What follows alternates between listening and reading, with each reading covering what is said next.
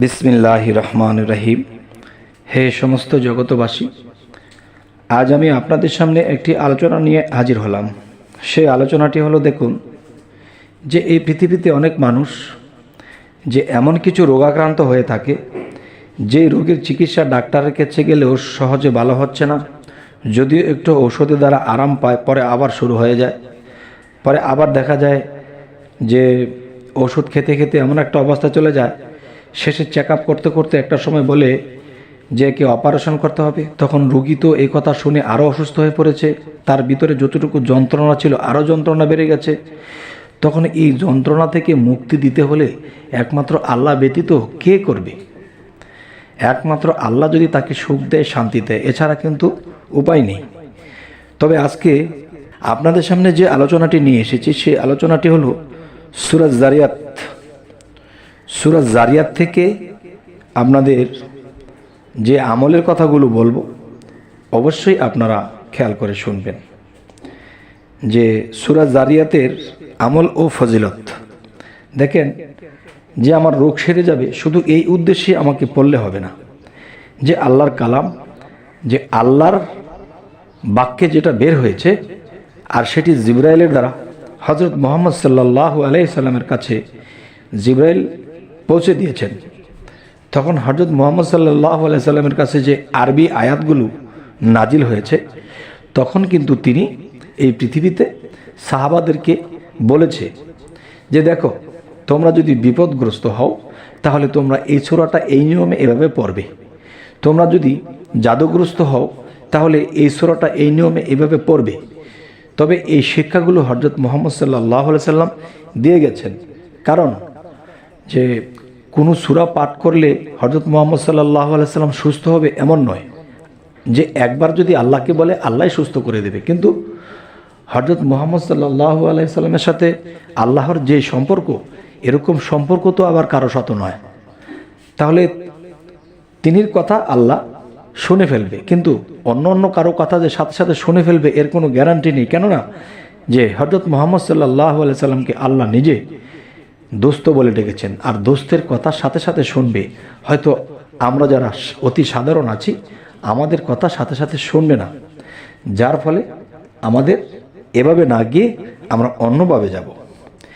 যেমন সূরা যারিয়াতের যে আমলের মধ্যে বলা হয়েছে যে এই সূরা যারিয়াত, এই সূরাটি কোনো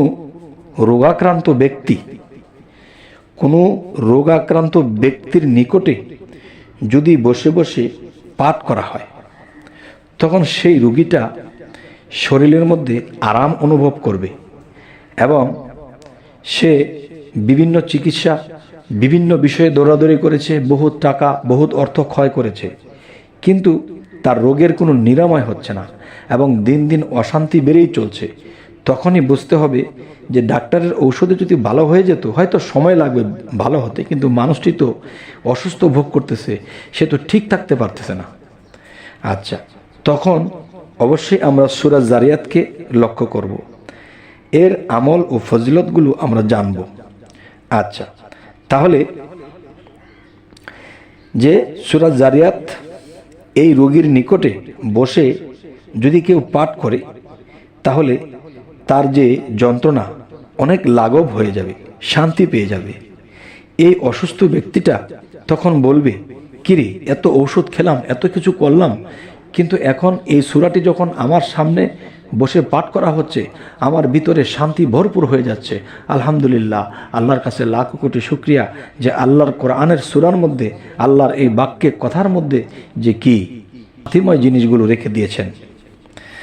যাই হোক, এখন আরও একটি বিষয় আমি বলবো এই সূরা থেকে, যে সূরা যারিয়াত আর এই সূরা 11 বার পাঠ করলে রুজি রোজগারে বৃদ্ধি পাবে।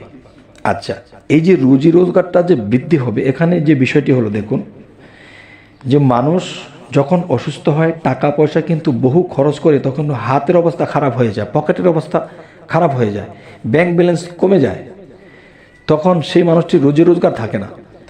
তখন সেই মানুষটির জন্য আল্লাহ এই সূরার মধ্যে এই সুযোগগুলো রেখেছে যে সূরা যারিয়াত 11 বার পাঠ করলে আর রুজি রোজগার বৃদ্ধি হবে এবং দেখা যায় তার যা কিছু লস হয়েছিল আল্লাহ এই সূরার কারণে তাকে পূর্ণ করে দেবেন। আলহামদুলিল্লাহ, আলহামদুলিল্লাহ।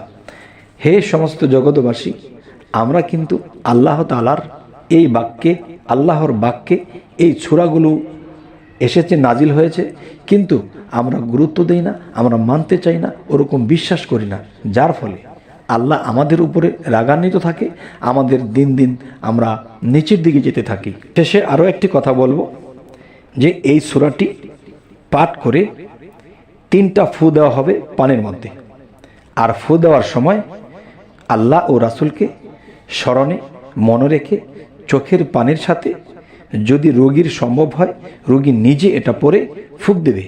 আর রোগী যদি এটা পড়তে না জানে তাহলে এমন একটা ভালো একজন সৎ একজন পবিত্র মানুষ দ্বারা এটা পড়াতে হবে, এবং পড়ানোর পরে তিনি এই পানিটিতে ফু দেবে। ফু দেওয়ার পরে এই পানিটি তিনি এমন একটা ভাণ্ডের মধ্যে রাখবে, যেটার মধ্যে রাখলে দেখা যায় যে সে পানি আবার বাড়ায় বাড়ায় রাখতে পারবে, পানি যেমন শেষ না হয়। এটাকে কমপক্ষে 7 দিন খাবে, এবং যখন একটু অসুস্থ বা একটু আরাম লাগছে না বা কষ্ট হচ্ছে, তখনই যেন তার সামনে সে সূরাটি পাঠ করা হয়, আর তার রোগ থেকে সে উদ্ধার পাইবার জন্যে তিনি যেন এই পানিটা বাড়ায় বাড়ায় রাখে, এবং সে কমপক্ষে 7 দিন এটাকে খায় 3 বার করে। আচ্ছা, এখানে আরেকটা বিষয় হলো, দেখুন যে এত টাকা পয়সা এত কিছু খরচ হওয়ার পরে যেহেতু ভালো হয়েছে না, তখন কি করতে হবে? তখন দেখা যায় যে এই সূরার উসিলায় যদি আল্লাহ আপনাকে সুস্থতা দান করে, তখন আপনি এতিম মিসকিনকে আপনি খাওয়াবেন, তাদেরকে বস্ত্র দিবেন, তাদেরকে আদর করে দিবেন, তাহলে আল্লাহ খুশি হয়ে যাবে।